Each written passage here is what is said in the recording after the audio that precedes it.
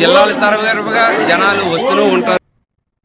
నెల్లూరు జిల్లా పొదలకూరులో బెల్ట్ షాపులలో మద్యం అక్రమంగా అమ్మబడుతోంది. లైసెన్స్ ఉన్న షాపుల వెనుక రాత్రి పగలు కూడా మద్యం విక్రయాలు కొనసాగుతున్నాయి. మద్యం ప్రియుల మొబైల్స్ వస్తువులను అడ్డుపెడుతూ డబ్బు తీసుకుంటున్నారు.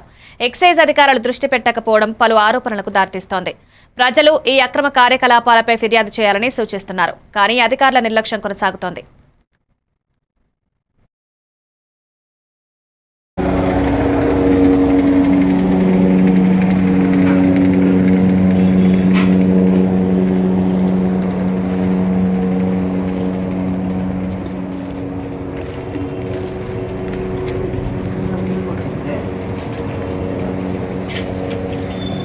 నేర్పవా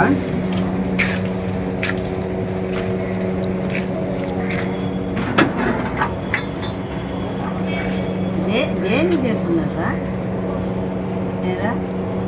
చెయ్యి ఉనిగిపోతుంది. రగరే మసాయి కదా మసాలా అయ్యే కదా. ఆయన వచ్చాడు ఇవాళ వచ్చావు ఏమని లాభాలు తెంగించండి ఎందుకు ఊరికే తీసుకోపోవటం ఫేస్బుక్లో పెట్టడం ఎన్ని ఎందుకు లోపల తెంగిస్తే లోపల కూర్చొని ఉంటాను కదా ఎన్ని లేకుండా ఈ బాధ అంతా లేకుండా